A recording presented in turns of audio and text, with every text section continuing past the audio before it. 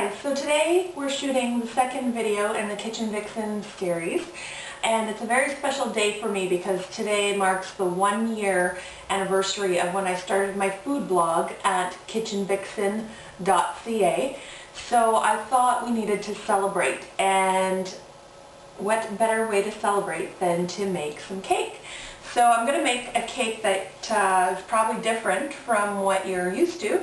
This cake has beets in it, and you'll notice I'm wearing plastic gloves. That's because beets, their juices will stain your hands, and really there's no other way to handle them. So put some gloves on and let me show you how to peel them. So these beets have already been roasted.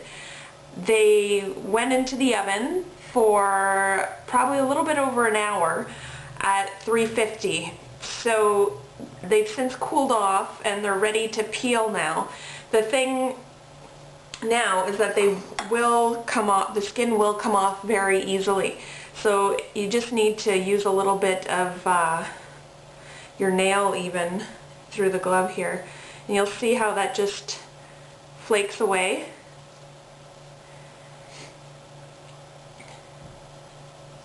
So you just want to take that thin layer off the beet and get it ready for the food processor. So I'll just keep doing all of these, and we'll take out the food processor and mash these up and get them ready for the cake. Okay? So I wanted to take the opportunity to also show you how to peel fresh ginger. This piece is almost already done. I was working on it earlier. And so what I do is I just use the back of a regular household spoon. You can see it right there. And I just scrape it along the ginger, just like that. It removes the skin very well with very little waste of the ginger. And once you're done peeling the ginger, you can either mince it or grate it. I'm going to use this microplane grater to grate it, but you can do it however you like depending on the tools that you have available in your kitchen. The ginger has a great aroma. You can smell it right now, and it'll give a great flavor to this cake, so I'm really looking forward to it. Okay, so we've got all of our ingredients measured out, and we're going to start off with our beets. We've got about 2 cups here. It's about a pound of beets. So we're going to add that in first. You'll see how it's nice and smooth. Then we're just going to continue with our wet ingredients, whisking them in as we go along. So I have 3 egg yolks here. Those are going to go in. The egg whites have been separated, and they've been whisked to stiff peaks. So those are going to be folded in later. Next we're going to add in 3/4 of a cup of olive oil. Actually, this is a mixture of olive oil and canola oil, so that's going to go in as well. We have 2/3 of a cup of honey.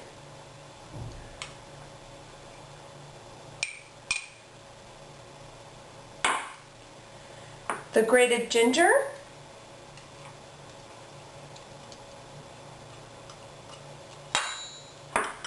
2 teaspoons of vanilla,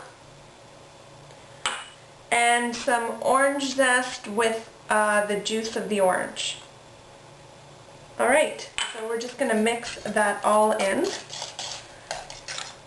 together so it's nicely combined.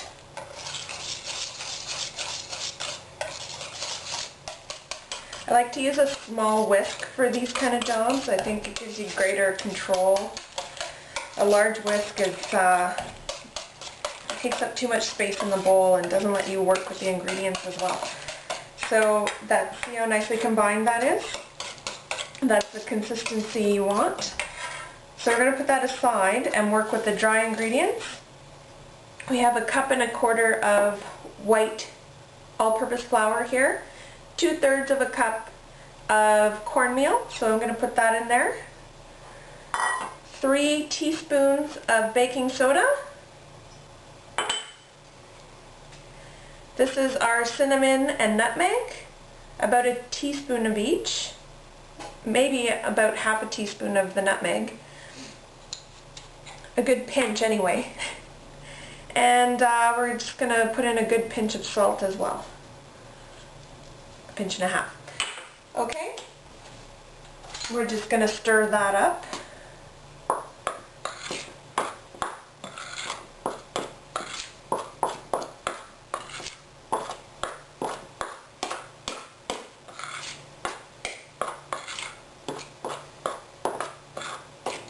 And when that's well incorporated, we're going to put that into our beet mixture.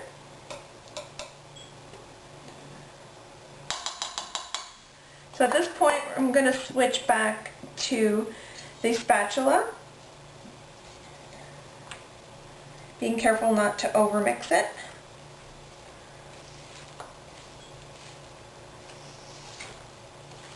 But still making sure that it's well incorporated.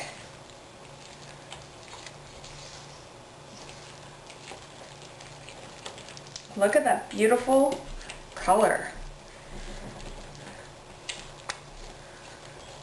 Isn't that gorgeous? Okay, so now, if you remember, I told you the egg whites have been already beaten and are ready to be put in the mixture. When you beat egg whites to stiff peaks, this is what you want. You want it to look somewhat like this. So that's been sitting a little while. It doesn't quite give you the normal peak that it would right off of the mixer. So that goes in. Now you want to incorporate your egg whites gently, because the reason you whip your egg whites is to get some air in them. And if you don't do this very gently, then you'll knock all the air out of it, and it really defeats the whole purpose of having whipped them to stiff peaks to begin with.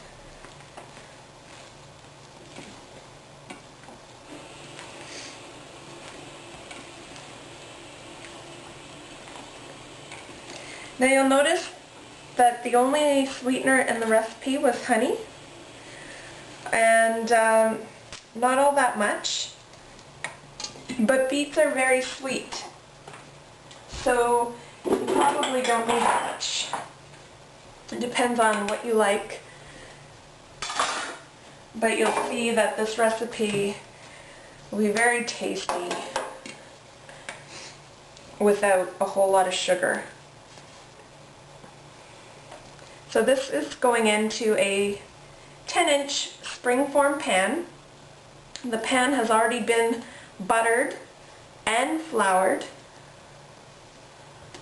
because it is somewhat of a sticky cake, and the oven's been preheating at 350.